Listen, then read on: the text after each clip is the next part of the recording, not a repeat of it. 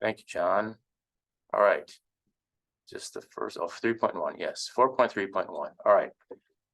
Decision sequence to detecting increasing ranges. Okay, so this is increasing ranges, and if it's increasing, then it's like you don't have to you save in the size of your conditional, okay, because you don't have to, because you've already eliminated, because as you go down the line, you eliminate everything above it, and you'll see what I mean. So indicate the range covered by the following decision. Assume X is a non-negative number, a non-negative integer. If X is less than, okay, oh, got it, I get what they're saying. So we're supposed to say what the range is. If X is less than 16, it's going to do something.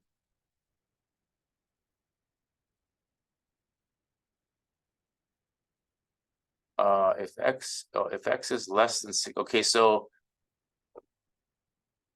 this is from non-negative integer. So I'm going to say it's 60. Boy, I didn't look at this beforehand. If it's less, okay, so it's got to be less than 16.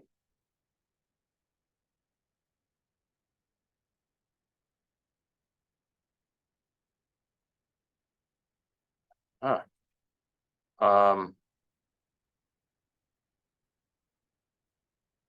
0 to 16, I guess. 0 to 15 is what I'm going to say.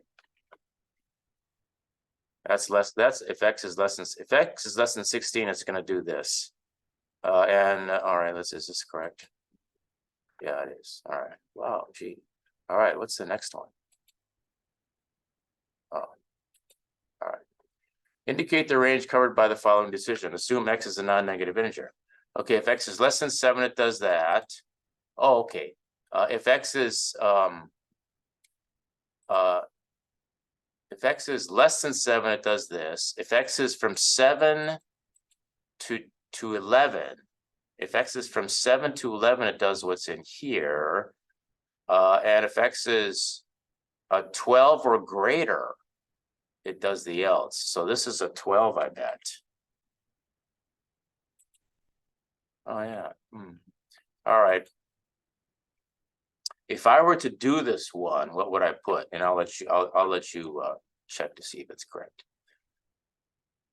Okay, if X is less than 16, it's going to do what's in here. It's going to do what's in here. If X is from 16, but if it's from 16 to 24, it's going to do what's in here. Oh, 16 to 24.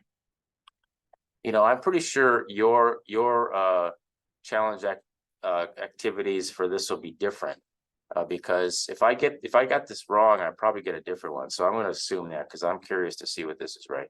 I'm pretty sure this is less than 16. Okay, so if it's less than 16, it's going to do this. But if it's 16 or greater, we go on to the next one. And so, okay, so this is right, I'm pretty sure. All right, very good. And here's an example of using ELIFs. So they say else if. Notice they say else if. You know why? Because this textbook was adapted from a different language. And this is what in Java they use else if. I bet you that's why that's that way.